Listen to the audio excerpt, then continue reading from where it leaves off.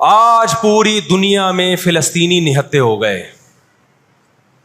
جب اسرائیل کے قیام کا اعلان کیا نا یہودیوں نے, تو دو کام کیے. میں جلدی سے بات کو سمیٹوں. ایک تو یہ کہ معیشت کس کے کنٹرول میں لو, سود کے ذریعے, بزنس کے ذریعے, حلال تجارت کے ذریعے. اس طرح سے کنٹرول میں آتی نہیں ہے. وہ سود جو تمام مذاہب میں حرام ہے, عیسائیت میں بھی, یہودیت میں بھی, اسلام میں بھی, اس سود کو پروموٹ کیا دنیا میں, تاکہ سود کے ذریعے آپ اندرون سندھ جاؤ نا, بڑے بڑے زمینداروں نے ہاریوں کو, کسانوں کو اپنے کنٹرول میں لیا ہوا ہے سودی قرضے دے دے کے. وہ بےچارے ہل نہیں سکتے, ساری زندگی ان کے غلام بنے رہتے ہیں وہ. اللہ جزائے خیر دے. ہمارے جامعۃ الرشید کے ایک استاذ ہیں, بڑے مالدار بھی ہیں. انہوں نے وہاں جا کے بہت سارے ہاریوں کے قرضے ادا کر کے ان کو اس غلامی سے نکالا ہے.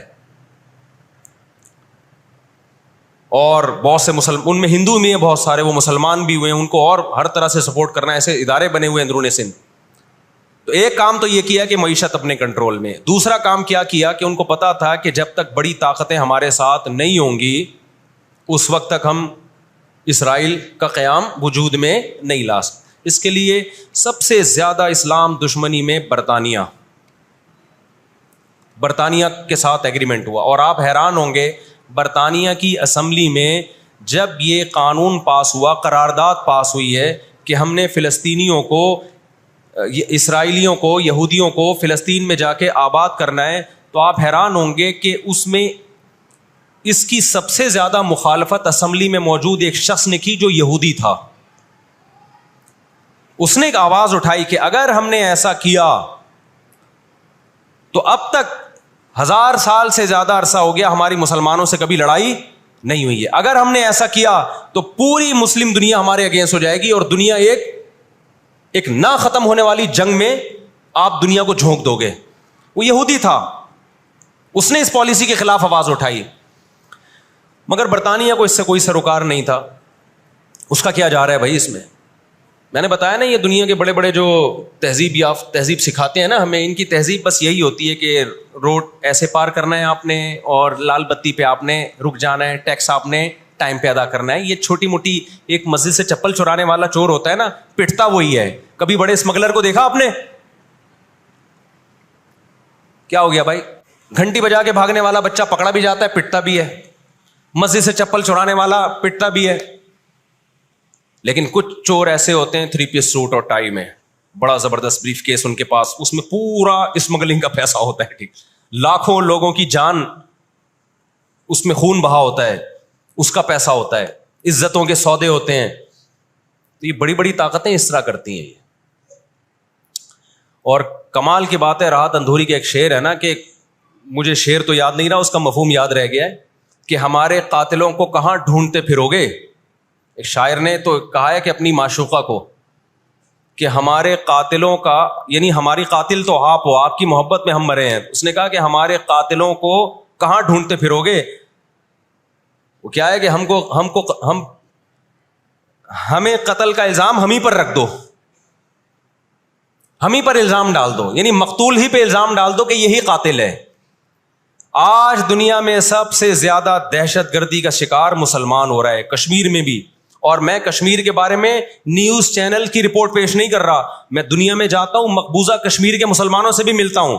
نام ان کے ہائی لائٹ نہیں کیے جا سکتے, ان کی ویڈیو نہیں ڈالی جا سکتی, ورنہ انڈیا ان کو تنگ کرے گا.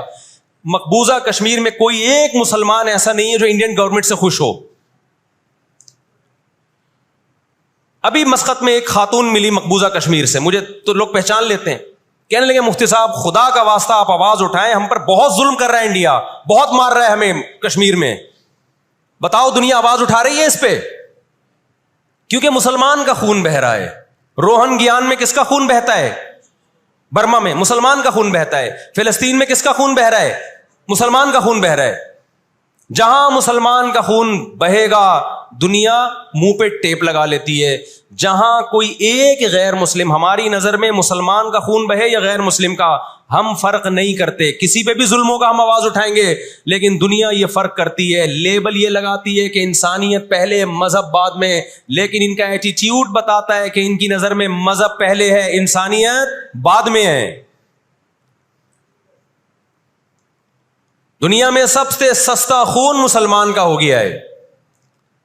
تو دو کام کیے. نمبر ایک, اکنامکلی مضبوط کرنا ہے سود کے ذریعے, تجارت کے ذریعے نہیں, سودی تجارت کے ذریعے. اس کے بعد کیا کیا,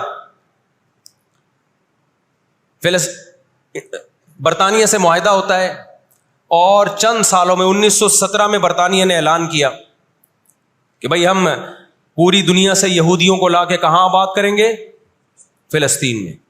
اس وقت مکمل فلسطین کس کا تھا, عربوں کا تھا, وہ مسلمانوں کا تھا. چند سال میں 33% یہودی اسرائیل میں آ کے فلسطین میں آ کے آباد ہو گئے, اور وہ وہاں گڑبڑ شروع کر دی انہوں نے. نہتے فلسطینیوں کو مارنا, قتل کرنا, ان کی زمینوں پہ قبضہ کرنا. فلسطینیوں نے آواز اٹھائی, غیرت مند لوگ ہیں وہ, انہوں نے کہا لن نترک شبرا للذل, ہم ایک بالش بھی نہیں دیں گے. جب تک سلطان عبد الحمید تھا نا, خلیفہ مسلمانوں کا, اس نے یہودیوں سے کہا تھا کہ شاپر میں مٹی اٹھا کے بھی لے جانے نہیں دوں گا فلسطین کی. سمجھتے ہو, دیکھو مسلم حکومت چاہے کیسی نالائق ہو, خلافت چاہے کیسی نالائق ہو, اس کا وجود نہ ہونے سے بہرحال بہتر ہے. آج لوگ کہتے ہیں ترک بدعتی تھے, ترک میں مزار تھے. میں مانتا ہوں یہ چیزیں غلط تھیں, لیکن اب مزار ختم ہو گئے, اس کے بجائے دوسری غلط چیزیں بہت ساری آ گئی ہیں, اور بہت ساری الٹی چیز. جب تک ایک ہماری ریاست تھی, ایک حکومت تھی, نہ بوسنیا کا مسئلہ کھڑا ہوا تھا اور نہ اسرائیل کا مسئلہ کھڑا ہوا تھا.